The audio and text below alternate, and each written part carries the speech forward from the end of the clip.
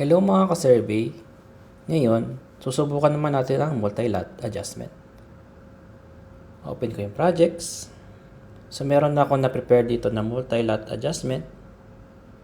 Dito, in-input ko na lahat ng mother lots. Pag hindi nyo pa napanood ng tutorial paano mag-input ng data, punta lang kayo sa playlist at hanapin nyo yung input by technical description.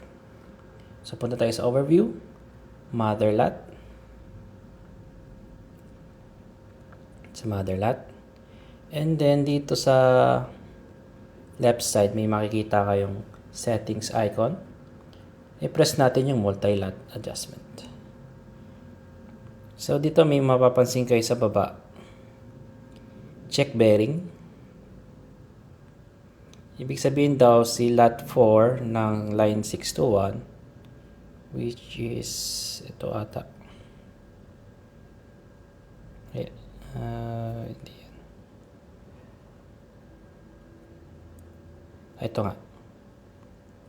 Mapapansin nyo dito ay 7230 yung isa, 7231. So, upon checking niya, magkaiba daw, dapat daw parehas yan. Edit lang natin yung isa dyan. So, halimbawa ito si 7231, gagawin kong 30. Proceed lang. So, balik tayo sa multi-lot adjustment. So, makikita nyo na data is okay, pero hindi lahat. Mapapansin nyo dito, thin lines are detected adjoining line. Pero dito hindi siya na-detect na adjoining line. Possible kasi na ito ay more than, yung distance between the lots is more than 0.5, which is yung nandito ngayon sa allowable distance natin. So, pwede natin nagdagan yan. Ayan. So, dito na-detect niya na yung ating lote. So, may bago siya na-detect na error. 6250 tsaka 6230. Medyo magkalayo. Ito ata yun. So, palitan lang natin yung 6230. Gawin ko tong 6250. Proceed. Balik tayo sa multi-lot adjustment. Ayun, sinasabi niya na okay na at pwede tayo mag-proceed sa ating adjustment. So, dito, press tayo ng lot na gusto natin ma-retain yung coordinates.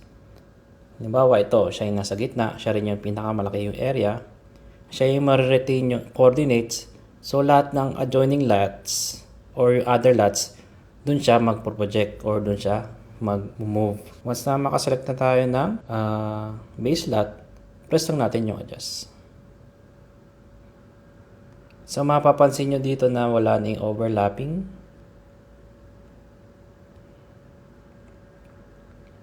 And then, tama na din yung ating TD dito pagka after niya mag-adjustment. So, thank you for watching and see you on the next video.